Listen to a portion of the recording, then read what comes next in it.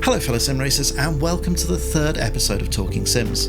Today I'm joined by Jimmy Broadbent, who you all know well enough that I don't really need to do an introductory spiel, which is nice. We're going to be talking about preparation for big endurance races, Jimmy's experiences driving a couple of very cool racing cars, and hopefully giving a bit of an insight into life as a full-time YouTube content creator. Before we jump into the interview, just a quick note to let you guys know that I've given into peer pressure and started uploading this show as an audio-only podcast, which should be available from all of the usual places in the next couple of days.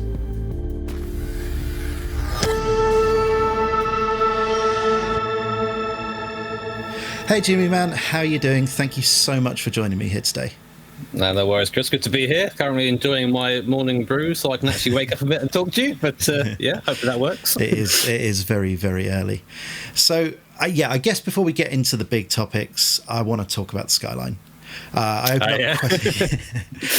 opened up questions to the Discord and loads of people wanted to know more about the R32. But I want to get my question out of the way first. I guess if you're of a certain age, this is a pretty legendary car. Maybe you could talk a little bit about your first few weeks of ownership and whether, I guess, expectations sort of met reality. I mean, I guess they do. It's kind of hard to say. The thing is that a lot of people go, "Oh, Skyline, you should make that into a drag car or a track car," stuff like that. And I'm keeping it just a road car. And the thing that I kind of forgot about it is that it's a car from the 90s. So you go and start driving it, for example. You go driving the road and you put your foot down, and you're like, okay. Oh, there it is, and like it finally wakes up.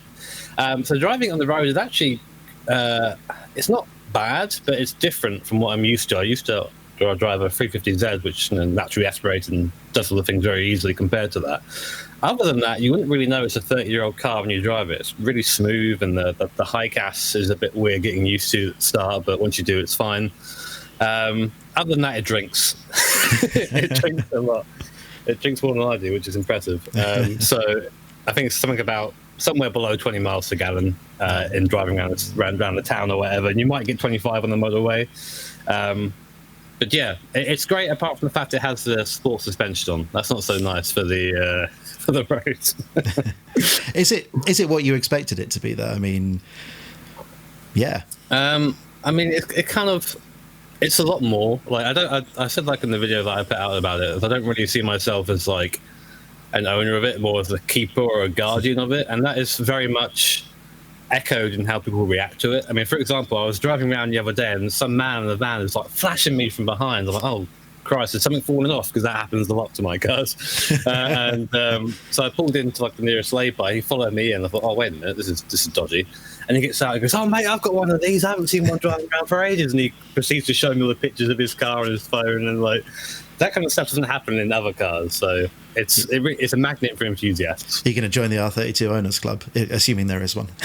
Oh yeah, carry a little badge around with me, like, oh, I'm R32 Owners. No, I'm not sure I want to do that, but there's an age cut off on that, isn't there? I was looking at... Is an MX-5 owner club? Yeah, don't. and that's very much like the 40, 50-year-old men who are like, oh yes, my car's got no miles on it. I was like, yeah, good. Yeah, I did about 2 minutes of Googling when I bought mine, and that's about as far as I got with that. I was looking to buy an old Jaguar XJs as well, and lots of Owners Club links came up, and I thought, yeah, actually, maybe this isn't for me. Maybe I'm not quite at the old Jag level of car enthusiasm yet. Lots of people have that advanced driver's badge in front of their car, and yes, I've done another test and paid money. This is going to help my insurance. No, it's not. Man. So I guess, one of the big questions that did come up, and I think you've already touched on it, is are you going to do anything to the R32, or are you just going to keep it like it is? I mean, obviously, like, I mean, you got to. It's already had some light modification, and I want to try and keep it looking like it's still got light modification. I don't want it to be some sort of Fast and Furious clone. Everyone seems obsessed with doing that stuff. Yeah. I think I'll probably do the kind of typical single turbo conversion at some point, and aim for around 500 or so wheel horsepower, and then keep that as like that is it. That's another road car, and then I'll keep all the crazy stuff for the Mazda, which feels weird to say, actually. Yeah, I mean, 500 wheel horsepower is still reasonably crazy.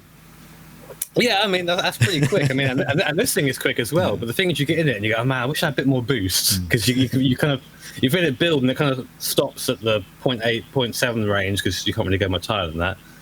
And you think, oh, I wish I had another bar. You know? Yeah, getting into the sort of Group C territory there, that'd be fine. Yeah. So you talked about in the video, you talked about the car as being a bit of an investment. Can you see yourself becoming a sort of a car collector long term? I mean, I guess you are sort of already to an extent. Yeah, I mean, kind of. I don't know. I don't like the idea of being a car collector, because you kind of end up getting into weird territory where, like, you don't really drive the cars. You kind of just fawn over them instead. I mean, I'm already at the point where, like, the GTR is under a cover when I don't use it. And for me, like, I'm notoriously disorganized and messy. So, like, to do that every time I go out and take it off, it actually hurts me a bit to do it. Do you not need to keep the MX-5 under a cover? I mean, mine's pretty leaky. I assume yours isn't great. I mean, I gave up with that a long time ago. You know, the floor bungs down the bottom. I've just taken those out, and like, what will be, it will go through and come out the bottom again. You know, like. I don't know how any of them have survived in Britain, man. No. I mean, I can say to you that I paid for the Mazda £700 a long time ago, and I've probably spent 3 times that on rust. Yeah. And that's it. Yeah, I've got that to look. I've got all that to look forward to. You bought the R32 from Jan Mardenborough, who's probably the most appropriate person in the world to buy a Nissan that was really prominent in Gran Turismo from. And I guess that makes a really good segue into talking about the crossover from sim racing to real racing cars. I guess for viewers that don't know about Jan Mardenborough, he got his break in real world racing through the GT Academy for Gran Turismo, went on to race in Blancpain, LMP2, Super GT, and of course had that stint in the ill-fated GTR LM Nismo prototype at Le Mans, which you know all about, Jimmy. Wait, where is it? There it is. just about out of frame there, sadly, on the crop. But the viewers will have to believe you there. But yeah, okay. So let's move on and talk about. You've done a couple of stints in real-world racing cars recently, which I know everyone wants to talk about. So let's talk about the McLaren GT4 drive that you did at Dunsfold. First of all, maybe you can tell us how that came about. It was quite random, really. I've been very lucky recently to have a few opportunities come my way. You kind of just get an email and like, oh, okay, Jimmy, do you want to do X? Do you want to do Y? And you sit there reading the email saying, is this a real email, or you have me on there? But essentially, it was kind of as part of, I guess, an advert for their McLaren Shadow competition. It wasn't really an advert, like I wasn't being paid to do it or anything like that, but I guess that's kind of how it came across, try and build awareness of what was going on. And they're like, well, you can drive a 570 for a bit if you want. So, you know, I'm there like, okay, yeah, I'll do that, yeah. And at that point, I've never set foot in a racing car before. So it was quite nerve-wracking. I was driving up there, I'm thinking, what if I crash? What if I crash? What if I crash? What if I crash? And of course, like, forgetting that I'm on the Top Gear test track where it's pretty impossible to crash unless you really make an effort to go and have an accident. And I don't really know how to describe the feeling of driving it. It was all these goals have come together, and all these kind of, like, I guess, desires from moving to sim racing to real racing, and then finally here I was actually driving this GT4 car, and it's everything I expected it to be and more. You know, the thing that they never tell you about is the brakes. Like you think, oh, it's a race car, it's gonna be really fast. It is, but it's also really fast to stop, and you can hammer the brakes. Unlike sim racing, you have to be quite careful on brakes in a lot of sims. You can just step on the brakes in these cars, and you will stop. It like tears your face off. It's crazy. So, I mean, I guess that's probably your first experience of racing evolved ABS as well. Yeah. So, which is designed to stop the car quickly rather than safely. So, well, yeah, exactly. Both ideally, but I mean, I thought I was doing all right, and the instructor's like, "You're only on like 50% brake, you know that?" And I was like, "Okay." And then finally, as soon as you start getting to that point, you realise just how much potential there is in race cars compared to road cars. It sounds silly to say, but like you don't really understand it until you experience it. Well, no, I mean that's the point of asking sort of these questions is because, well, none of us have really had the chance to do that. You know, I've never driven on a track on slicks, and that's one of the notes I've got here is you know, Is that as much of a jump as the brakes? The first experience of slicks, trying to find the grip limit on that. I don't know how much chance you had to do that in that particular experience or not, but well, you have enough. Like, I remember coming towards whatever T1 is called. I'm not sure if it's got a name, where that kind of long left-hander that comes around into it kind of gradually becomes tighter as you go around it. I remember just braking a straight line and about to turn the car in. I was like, this isn't going to make that. And I actually turned in too early because the car had the grip. It was fine. And I missed the apex. I was on the inside of it because it turned so well. And I don't really know. You also have to wait for the tyres to get warm, though. That's something you don't really think about. So after the first couple of laps, you have to kind of drive around at a decent-ish pace, and then you start bringing it up and start going faster and faster. But once you're there, it's almost like you understand why there are bucket seats in the car after that, and why you're strapped in, because you can really feel yourself being like pushed against the side of the seat through the cornering forces. And that's definitely the strangest thing to get used to, especially when you're used to driving that 357 road car, which has like the worst tires in the world, and if you turn at 40 mile an hour, you start doing that. Like, that's the fun of it, though. Surely, yeah. That's why they put the Prius tires on the GT86, isn't it? It's like as little grip as possible. Yeah, to make it seem faster. Yeah. Well, I guess the other question going the other way is: was there anything you sort of learned from the experience that you think is applicable to sim racing? Oh, that's a good one.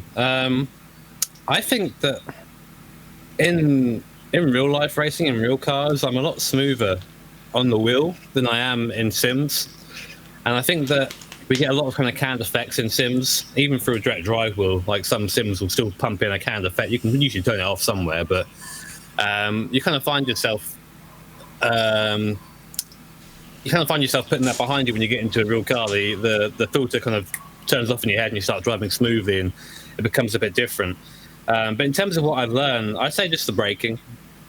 A lot of sims don't communicate particularly well, but you can, especially in high downforce cars in games like RF2 and iRacing, even in Assetto Corsa, you can actually hammer the throttle initially, but there's nothing to tell you that you're slowing down, the braking is going to start getting a bit different. Because if you don't know, of course, in a high downforce car, you hit the brake as hard as you can, and then you peel off as the downforce peels off as you come to the corner. But there's no communication for that in game, so you have to kind of figure it out. And that kind of can be taken over from real life racing. Not to say the 570 has got a lot of downforce, so it's not. Well, I mean, compared to anything I guess you've really driven before, it's a world of difference. Maybe we should move on and talk about the Audi Rs3 Tcr car you drove, which was a really fun video. I guess you got a lot more time in the car, so maybe you can start off by telling the viewers sort of a little bit about that and how that came about as well. So that came about because of a fellow named Lasse Sorensen, who is brother of Marco Sorensen, who is Nicky's teammate in WEC, etc., and also a really fantastic driver in his own right. And I kind of met him just through racing. You get this is going to sound odd, but it's kind of become usual for me now over the last year. Is you get a lot of real life drivers message you after watching a stream, going, "Oh man, I really love what you're doing." Like, it'd be great to get you into a real car, and usually that doesn't really go anywhere. Usually it's just like a nice thing to say. But this one did. Lasse was just very adamant about getting me in the car. Said, "Oh, maybe you can come drive this Audi." And I thought, okay, it'll be just some sort of road prepped Audi with grippy tires on.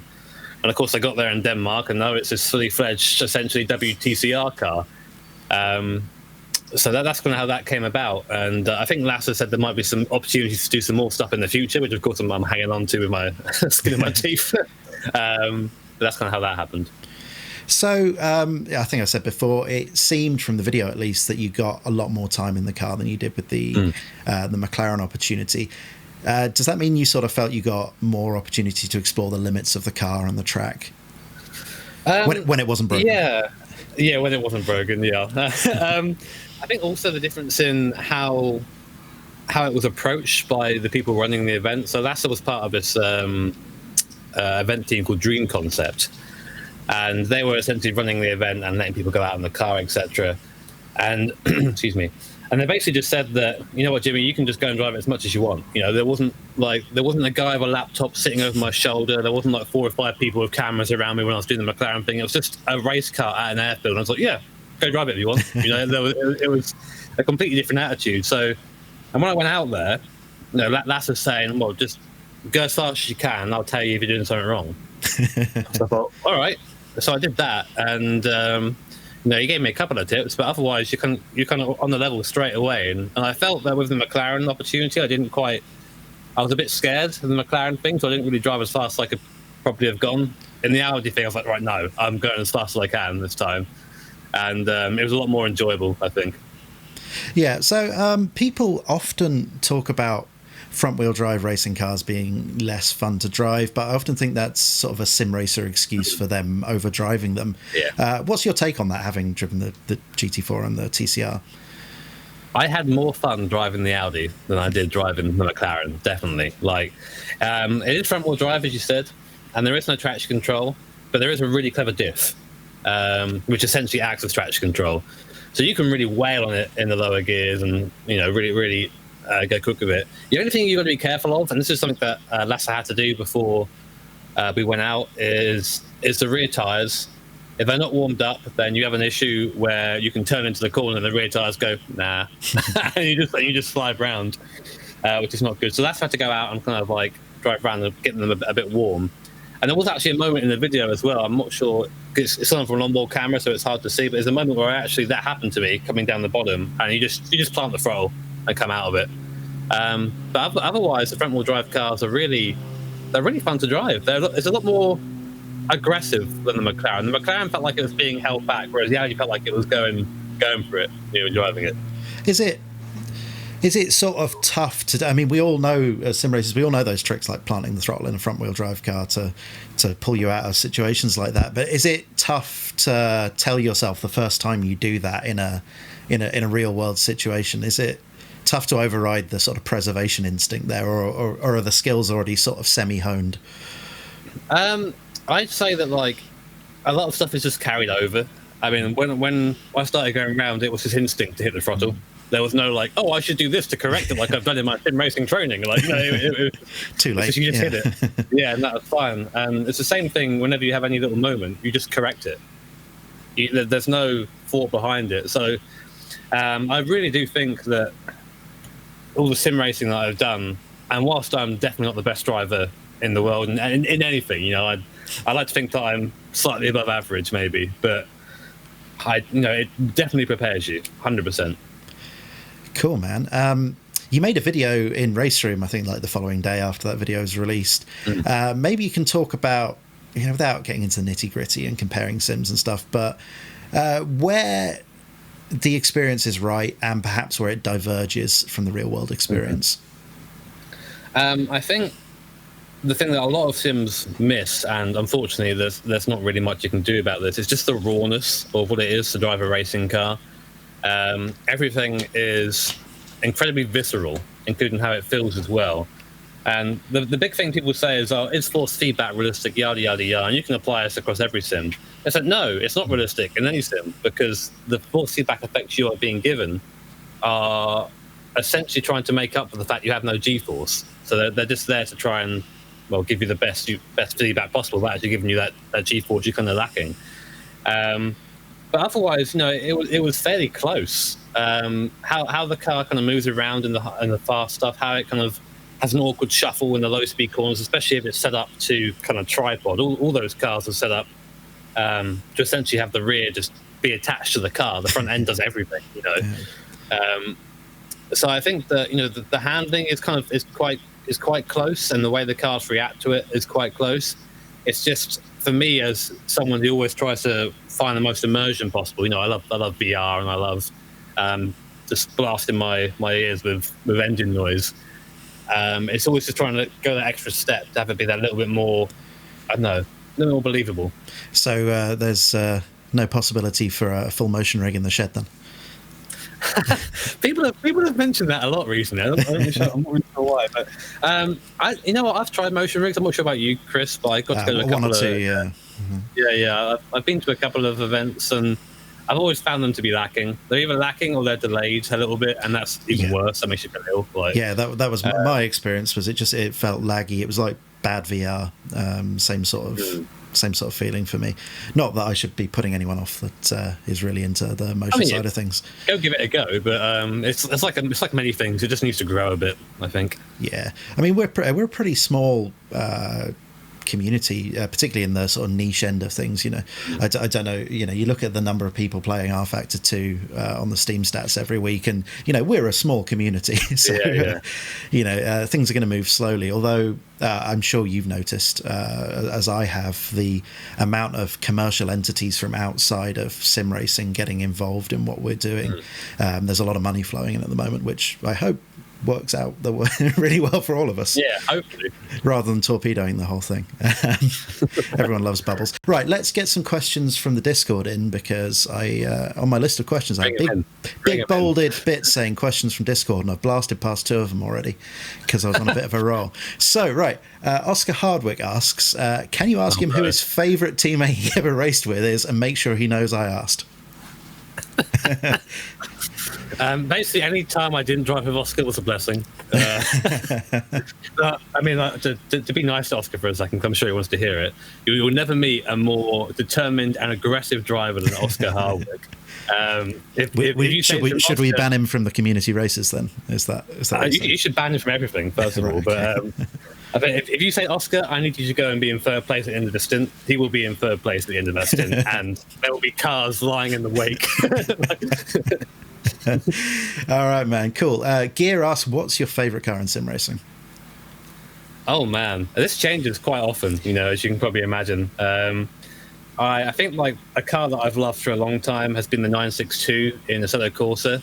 I don't think it's necessarily perfect, but like it does a good job of capturing the kind of the brutality of how the car was. You have that kind of slide in the lower gears out of slow corners, and then once you get on the boost, the car is a completely different animal, and that with the aero and it not quite being planted through the fast corners. I dislike driving cars like F1 cars, which are just completely just like, easy, easy, easy. I like cars that are a little bit older, a little bit more on the edge. I like that Oriole 8 thing, the Audi R8. Yeah. That's a great example of it. It's where you drive it hard into a corner and you can feel it go, I don't know if I'm going to stick. And you're like, please do, and that kind of stuff is what makes the cars kind of alive and gives them personality. So I love that stuff. Yeah, I agree completely about the Porsche 962. That's sort of always my go-to. Probably because it's my favourite car in the world anyway. So it being at least semi-decent in Assetto Corsa is enough to sort of seal the deal for me there. I really like the race room one they added with the big wing. Well later. That was I really like that. Good fun. I think they're both pretty similar in the way they drive as well, which is nice. So at least they're in the ballpark. That'll do for me. All right, one more from the Discord before we move on. Yeah, Adam Rainey asks, what brought you and Jimmy into sim? Oh, that's for me as well. What brought us into sim racing? I'll do me first because it's really easy. My dad bought Microprose Grand Prix, the first Jeff Crammon game, at the peak of Manselmania when I was like 7 or 8 or something, and I haven't stopped since. So. You got a bigger record than me. I mean, I guess that older, not necessarily bigger. I mean, I guess the first thing that got me into racing in general was probably F1 97 on the PS1, and then from there I was just obsessed with racing games, always trying to like find games where I could do more and have more fun in.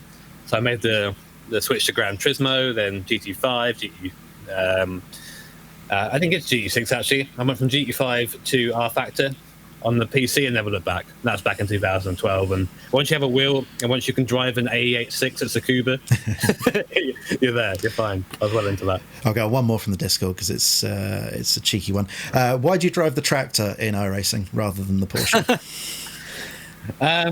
You know what? We got this question a lot, especially when I was being a little bit vocal on the BOP for a while. I kind of gave up because people would dislike you after a while for expressing an opinion. So I tend to stop expressing it.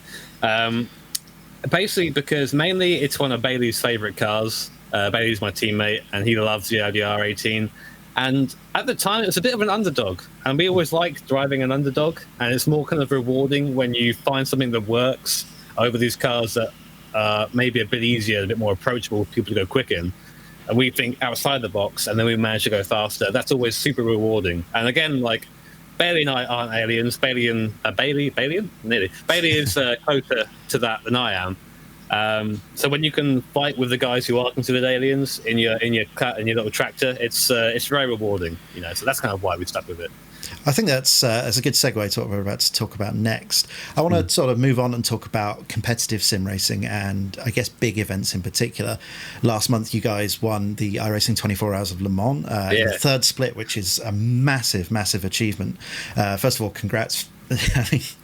Can't say more than that. I think everyone in the community sort of shared in a little bit of that joy when you crossed the line winning that. But what people don't see is the preparation that goes into an event like that. So maybe you can talk us through some of the build up to that event and what went on behind the scenes to make that win possible. Yeah, so I mean, first of all, I can't really understate the amount of effort that Bailey put into it. Bailey is he's our Mr. Le Mans. Like, he loves driving there. Like any effort or any opportunity to drive there in a prototype, he's on it. He was practicing a month before the race even began. So about 2 weeks before, when the rest of us started practicing, we already had a good kind of baseline to go off. So a lot of it is just practice and feedback, because there are 4 of us driving the car, so we all have to be comfortable. So the setup that Bailey put forward was really quick. But we tried to kill you for the Porsche curve. The rear end was very, very scary. So we have to say, well, no, we appreciate it's just quick and you want to go fast, but we've got to dial it back a little bit so we can actually survive the race, So it becomes like a bit of a give and take between each teammate to try and get to a point where we're all happy. I know Nate wasn't actually happy with the setup until the day before the race, so we were still tweaking it then. There's that, and there's optimizations, trying to find extra bits of top speed. I mean, we spent a long time trying to get the car to squat down in a straight line so we could actually get up to the higher top speeds. I think compared to the setup last year, we'd found about 8 or 9 Ks in a straight line just from suspension setup, which is a lot there. And also, again, you can't understate the amount of, or overstate, sorry, the amount of practice you have to put in. Like, I try and practice on stream sometimes to show that you don't just jump into the car and be quick, but I think for every hour we did on stream, there's like 4 hours off stream of practice. You're really trying to hammer in a rhythm in your head, so when you jump in the car you can just get into the rhythm straight away and not worry about getting up to speed. So cool, it's pretty great. There's obviously a lot that goes into that. I'm going to do a couple more questions from Discord because some of them are sort of related, actually. First one from Adam Rainey is, will you ever return to the R Factor 2 VEC? Timely question, I think, isn't it? Yeah, it is. Yeah, I was going to say, Chris, I think you've seen the news as well as I have. Sadly, yeah. Now, the thing is that people get very defensive of their sims, and if you have a sim you like, and something goes wrong with it, it's very hard to kind of see that objectively, and I've always tried to be that, and much to the dismay of people who watch usually. But I used to be an RF2 fanboy, 100%. I used to love it. I drove that GTRLM in that VEC series, and we put up with all the bugs and all the issues because at the time, there wasn't really anything better, so we put up with it. But iRacing came along with its driver swaps and day-to-night cycle and dynamic track, and whilst it's still lacking in some areas compared to RF2, that gap now is so much smaller than it used to be, and there's no reason to drive RF2. Well, RF2, I don't know how to describe it. It's like Linux, you sit there and it's like this really complicated thing you have to try and work out and make sure all these little bits are in the right order. Whereas, iRacing's like a Windows.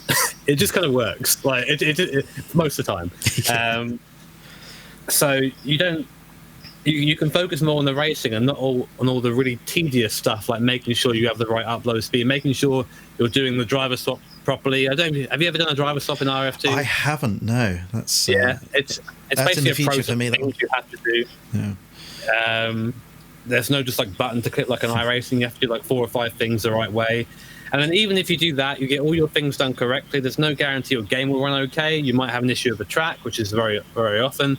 And of course, as we saw in the big event, the 24 hours, there was mass disconnects and screen freezes that are still happening 4 years after they were discovered, and that's just not good enough for an endurance platform. I mean, these are things that you see in R Factor 2 online races, no matter the format, on and off, and it's I think you shared a tweet actually that sort of expressed, I can't remember who said it, but expressed the feelings about it really well. Yeah, in a way, it's good that it's happened on such a big platform because it has to be acknowledged and dealt with now. Anyway, but let's took that, I think it's a shame that it took that, because I don't want to end off with like a sour taste of IRF2. I still think it has all this great potential. There's a really talented group of guys behind it, and the content they put out is fantastic. And the tire model, I mean, as you and I both know, is one of the most ludicrous things that sim racing's ever seen. But now it needs that refinement that they've been putting off for a lot of time. That needs to be that next year of development is now refinement if they want this game to continue, I think. I completely agree. And, I just want to, because I've been a little bit negative just there, I just want to echo what Jimmy said about, if I want a pure driving experience that I really enjoy, jumping in R Factor is the first place I go. Moving on, Van Krausen asks, what would your dream sim racing league look like in terms of cars, format, and tracks? My dream sim racing league is something that I've always wanted to do, but never really had the means or a sim that could do it. Would be like a Group C league, and maybe some like GT. I'm not sure what the GTs were called then, but a multi-class essentially. Basically ILMS in iRacing, but Group C. Yeah. I would love that. That'd be fantastic. Sign me up. Where do we make that happen? Okay. Exactly. Moving on, because I will just talk about that all day if we don't.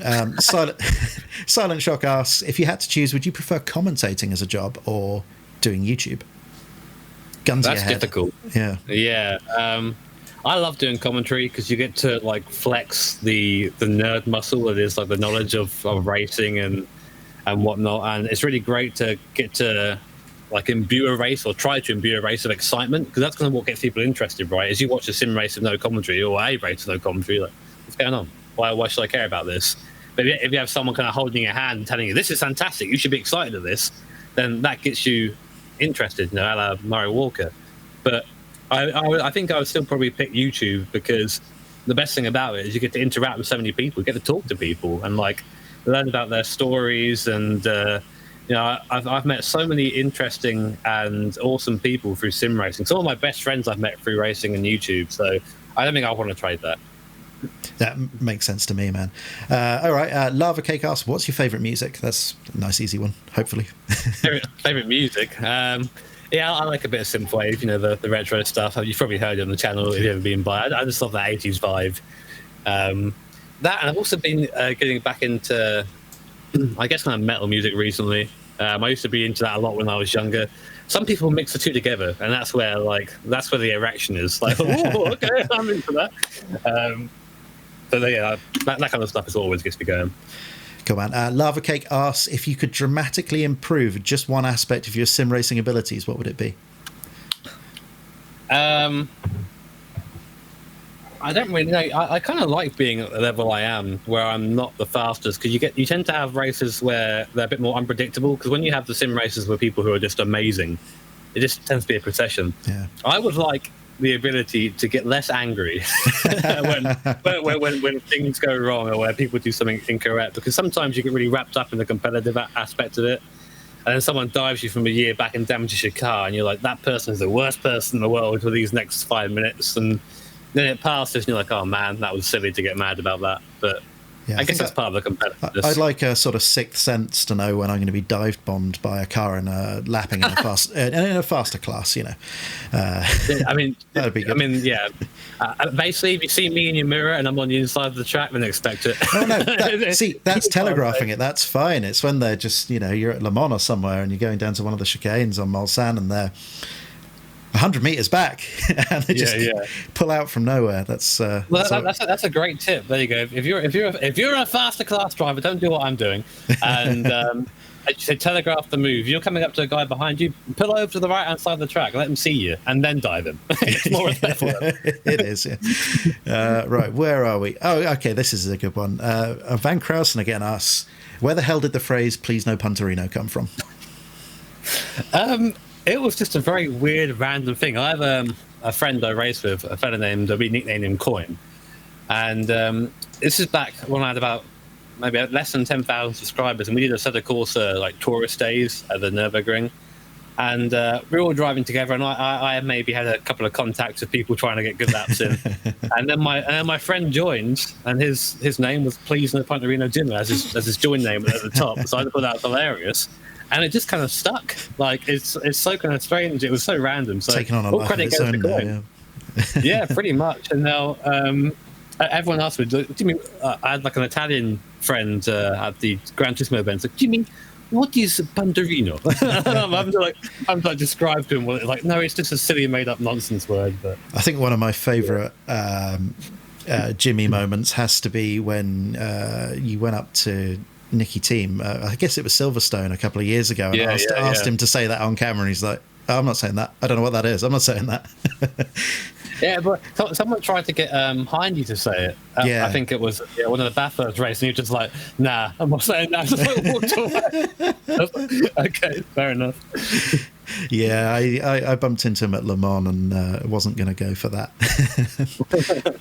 Cool. All right, we've got 3 more of these. I think we're into the dregs of the questions, so the quality has dropped off a little bit, but we'll power through them just so I can say I've asked all of them. So Leon Sudfeld, the guy who made the Sveg mod for Assetto Corsa, has asked probably the worst question of the lot, and I'm saying that because I'm his friend. Famous Formula One drivers are known to have it easy with the women. How much of that carries over to famous sim racers? Well, I mean, as you know, whenever I walk the streets, I'm inundated with women, Chris. You know, I can't get across. I can honestly say that there's nothing, absolutely zero, as you can imagine. I don't go outside. What are you talking about? Like, that's the YouTuber thing. YouTubers don't leave the building ever. There's not time for outside time. Every time that someone has maybe recognised me like an expo or something or an event, it's always been a man. Which I'm fine with, you know. But you know, I don't know if you're comfortable sharing your YouTube analytics breakdown, but whenever I check the analytics and it says the male versus female ratio, it is 100%. There was one month where there were 2 women watched. I'm guessing one was my wife, probably by accident. Yeah. But who was the second one? That's the real question. I remember I had 95% once on the video. I was like, oh my word, we've made it! Like, try and get to that broader audience, but yeah, I mean, I think if I discussed anymore, I'd probably be like savagely beaten by Veronica, so I better be careful with what I say. Like. Cool. Well, let's move on. Has your popularity in sim? I guess you've kind of covered this a little bit, but we'll do it anyway. Fartik asks, has your popularity in sim racing opened any doors into real world racing, i.e., as a sim driver? I think like there are a couple of things that are maybe coming up that I don't want to talk about just yet because I don't really know if they're secure or not.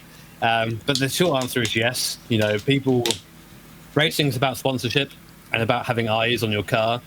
So a good way to do that is to get a YouTuber in there, I guess. So I think that maybe I'm being seen that way. I'm hoping that I can maybe back out with some ability. But well, it's better to have a YouTuber than a fake energy drink supplier.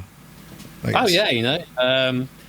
Yeah, there is that. I've got to watch out for those performances. You know, it's unacceptable that you're not as fast as Chris. And I think that maybe you should get on there.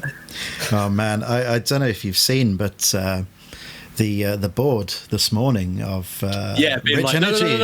No, we didn't authorise him to say that.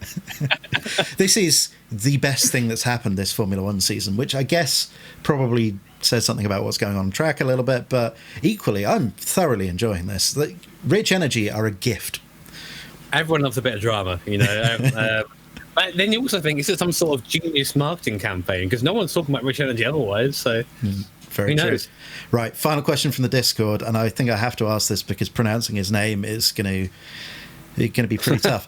So a guy called Seta Sitanta, I think, asked, what got you inspired to start uploading videos, and how have you managed to find regularity in your uploads? What inspired me to do it? I don't really... I mean, there are a couple of things, really. I'll try and keep it a short answer because I go for a long time. First of all, there was a YouTuber named Chugga Conroy. He does not do racing content. He does, like, Nintendo Let's Plays. And I loved how enthusiastic he was whenever we talked about the games, how much he enjoyed doing it, and how much he kind of came to life when he was doing it. So I thought, oh, maybe I can do that. And the first couple of videos I tried to record where I spoke at the same time as driving, I didn't speak. I had nothing interesting to say, so I didn't speak. But then I kind of thought, you know what, if you want to work at it and you want to keep doing it, you've got to keep making these videos and keep trying to improve upon it. Don't be disheartened by being bad at first, you know. So I said to myself, well, what I'll do, like, you know, I didn't have a job at the time, and I was suffering a little bit with, I was suffering a lot actually with some mental illness at the time. I thought, well, you know what, let's just keep it regular, give you something to do. You can say you've been productive during the day, then make a video each day on something you fancy driving, can be random, whatever.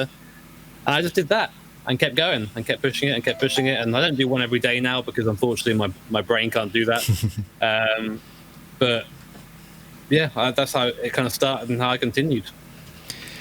Cool, man. I think we're going to sort of segue from sim racing into the YouTube side of things now for like the final part of this. Anyway, so that's a pretty unintentional but good way of doing that.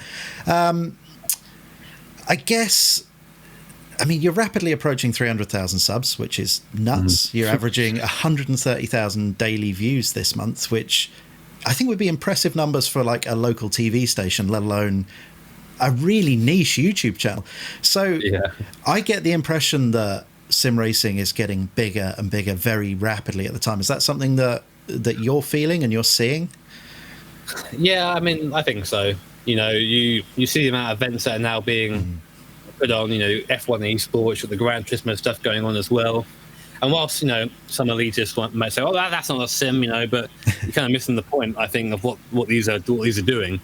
I mean, up until then, we had iRacing, who are the only people putting on events, and they put them on, but not quite the same production as F1 and, you know, GT have been doing. So I think that those kind of things, alongside the Sim Racing Expo getting bigger and bigger, you know, I'm hopefully going to go again this year. I didn't get to go in 2017, but apparently, like, there was nothing there in 2017. 2018, the whole place was packed, you know. Well, it coincides this year with the SRO esports thing as well, so it can also be that. I'll be there this year, which would be cool. I didn't get to go last year. I bought a ticket, paid for a hotel, and then couldn't go in the end, so that was fun. Oh, that's so. Really I went with Team Redline, and they like to drink. So I'm going to avoid that part of it this year. Everyone in sim racing likes to drink. I think it's the not getting out of the house the rest of the year part sort of compensation. I have some rather incriminating pictures of Isaac Price on my computer, I'll say that much. Right, moving on before we go down that rabbit hole. You've published over 1,300 videos, which, saying out loud, just, I mean, I think I managed 140. So 1,300 just sounds mental to me. Yeah. But what keeps you motivated to keep pushing out content and live streams day in, day out? I think for making videos, I take a lot of inspiration nowadays from real life stuff. If stuff goes on in real life, I like to try and either recreate it or talk about it in a sim environment and have some fun with it, you know. I really enjoyed the Festival of Speed thing you did the other day, man. Totally. Yeah, that's a lot of fun to do, man. So. Yeah, totally interrupting you there, but I just, you know. No, it's fine. It was a bit out of left field and just really worked. So.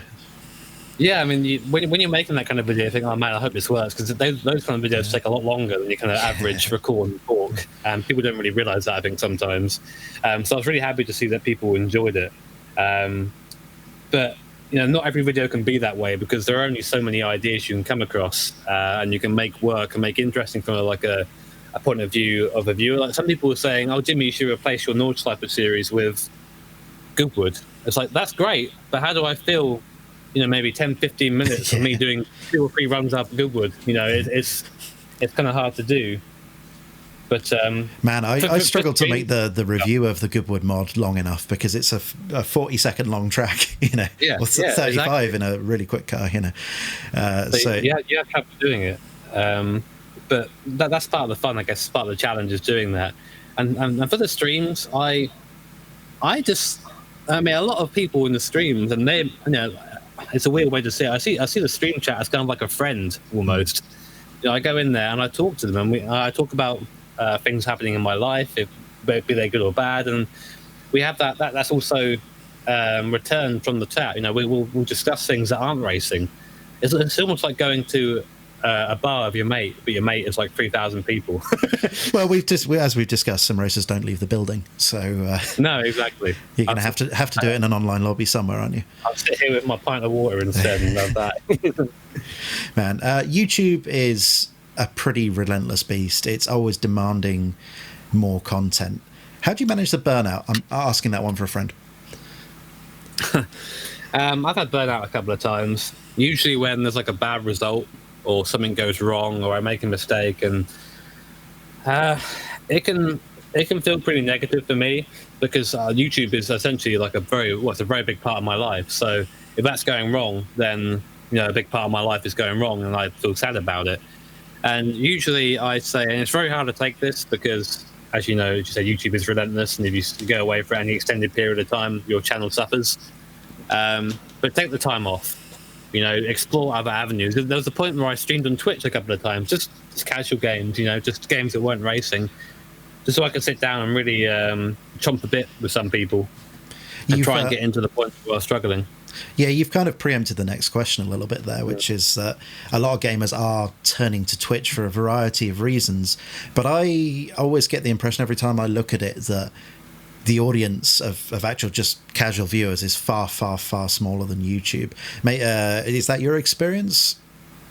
I think so. I think Twitch is very specialized. You see like things like speed running on there, and people like playing ridiculous Mario Maker levels, etc., where that's going to attract the nerd, which is like you or me. That's going to attract one of us, but it's not going to attract, the casual viewer. And the whole idea of sim racing, and the thing that I think that we've done very well on YouTube is get that person who's thinking, man, I love playing Need for Speed, I love playing Gran Turismo. I wish the racing's a bit cleaner sometimes. And you go, well, my son, come over, come try this thing. And that's not, of course, to ever talk bad of games like Forza or Gran Turismo, because I see those games as a stepping stone to maybe the more serious stuff. Yeah. But you can have those experiences in those games that are just harder to find. In things like iRacing, it's very heavily moderated. So you can have those really fun, serious races, pretty much every race. Yeah, I think you've made a good point there about YouTube and what it offers to more casual people. I've been involved in driving games for decades, but I took a big gap after rFactor 1 first came out for a few years where I didn't really play anything. I picked up a couple of the Formula 1 titles on my PlayStation just for fun. And then a few years ago when Assetto Corsa dropped on PS4, I picked that up and very quickly realised, okay, I need to get a wheel again. Get a wheel. Yeah. Start looking up videos. And I saw some of your videos. I'm sorry. I know. And within minutes, I'm just like, okay, right, new graphics card for the PC. We're doing this properly. I need to download mods, and and it's that kind of experience. The sort of person that's maybe just playing casually or just a motorsport fan just stumbles across, you driving a Porsche 917K, 91730 or something around Nordschleife and thinking, well, no one's even going to let me stand near that car in real life, let alone drive it. Exactly. And I mean, you're in VR. You're in an F1 car in VR, and the first time I got into VR, like my brain didn't know what to make of it because, it's not real. It's not real life graphics, but it's all there. You feel like you can touch it. There was a point. I've got a wall right next to me here, and I was like, "Oh man, look at that really cool exhaust in the back of the bang!" and just like smash my head on the blooming wall. But that's part of the joy of sim racing. Is for us as I'm a die-hard racing enthusiast. I live for the smell of petrol, the smell of brakes, and the noise that just pierces your skull when it goes by. So to get an opportunity to be that close to driving it and have your brain almost believe that it's there is 100% going to chase that as much as I can. Cool, man. I think that segued really nicely into the final question I have for you here, which try and end on a positive note, which I think we've been on anyway. What are you excited for in the future, both for your channel and for sim racing in general? Oh my! I think I don't really have any excitement for my channel or goals for the channel. And this, don't mean this in a bad way. I mean it I'd like to just live in the moment of it and enjoy it for what it is. Like I could sit here and go, my goal for next year is to get 500,000 subscribers. Like it isn't. But then what if something goes wrong and I don't get that goal? I'm going to be disappointed. I want to try and enjoy what it is to be in this environment and to be in this position. I'm in a very privileged position. There's not a day that I don't wake up and feel very lucky that I get to do this as a living and I get to share this with everyone as a living. So as long as that can continue, I don't really care what happens for the channel. I'm just happy for that opportunity. But as for sim racing, I'm just excited to see where things like iRacing go, where new titles go, what happens with AMS2, how that's going to be. because these games are only getting better and better as time goes on.